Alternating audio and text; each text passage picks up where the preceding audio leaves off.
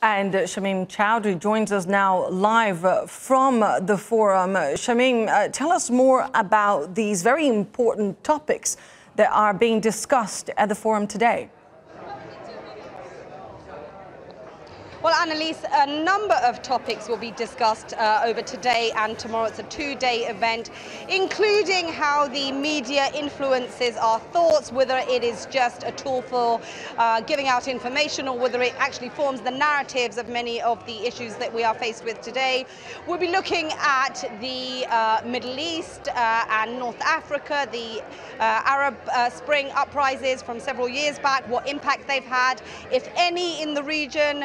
We'll be looking at how the old guard, and by that we mean the US and Western powers and Japan, economic powers, what kind of influence they have remaining in the world in terms of economic power, a whole range of subjects. I have with me Maha Azzam, who is the head of the Egyptian Revolutionary Council. She's also a former fellow of the British think tank Chatham House. Now, Ms. Azzam, thank you very much for joining us. And one of the talks that we've heard this morning is about the old guard versus new players.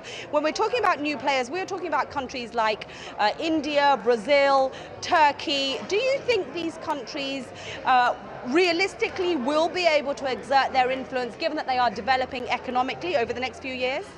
Of course, I think that there is a growing need to create a new balance of power based on different political groupings, different political organizations as well, and also the reality, the economic reality that we're seeing, that we've seen over the past decade or more. So I think that there is going to be a shift. These countries want to have their place, their seat in various organizations, on various, their status is one that is to be respected insofar as they've been able to achieve economic growth and development. And I think that there is a need to reconsider even the situation within the United Nations that is part of the old world order and the whole structure of the United Nations and the Security Council. So we are talking about the need and the demand by peoples throughout the world, not only governments,